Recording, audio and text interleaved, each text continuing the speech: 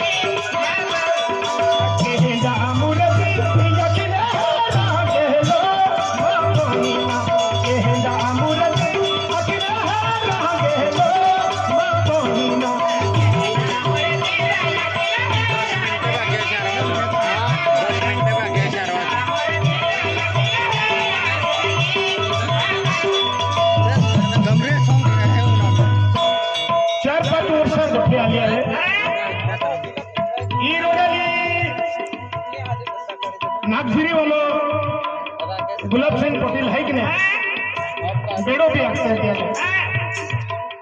तेल गाड़ी थी देती गाड़ी चालू होता जहाला आमो आती हाल वड़ा गेलो कामान मूर्ति दिखाई एक ही जोड़तो जोड़तो करण माल जहालो आयो रोडाली जोड़तो जोड़तो अने एपलो गुलाब सिंह पटेले मां फसाड़ी कोना तो आवे आती काला पायो गया ने सात पाई नहीं गया ने नौ डेगड़े दिखाइए उनला टाइम आथो हकीकत है हाँ इज रोडाली जोड़तो जोड़तो जहां आयो नौ डेगड़े दिखाइए अति उठी पड़िया गाड़ी में देखो अति नवी डेगड़ा नहीं पागे पड़िले तो पेंटे नवी डेगड़े आठ जोर लगवी देतो ता नवी डेगड़े पोले आथे हाँ ते ई यहाँ होगी करण माल भी कारस्थान बन रहा है हाथी ते नौ डेगड़े हमो दर्शन तो स्किले दोन हाथी सात पायरा चढ़ी गया पटेल उभी रा खाई गड़ी मोटी लेती आखेने मोटा गया तो यूएलए पिसाब के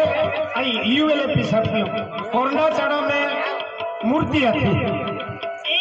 अने झंडो ओडी मूर्ति आती अने झंडो आती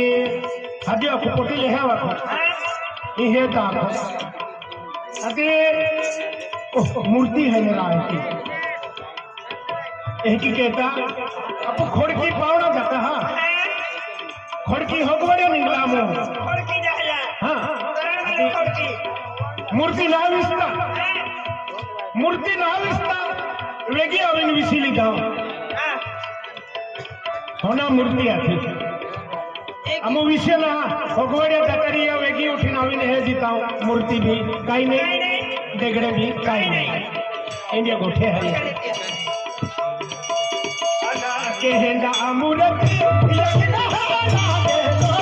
मां बोहिना केहेंदा अमूरती लगना लागे लो मां बोहिना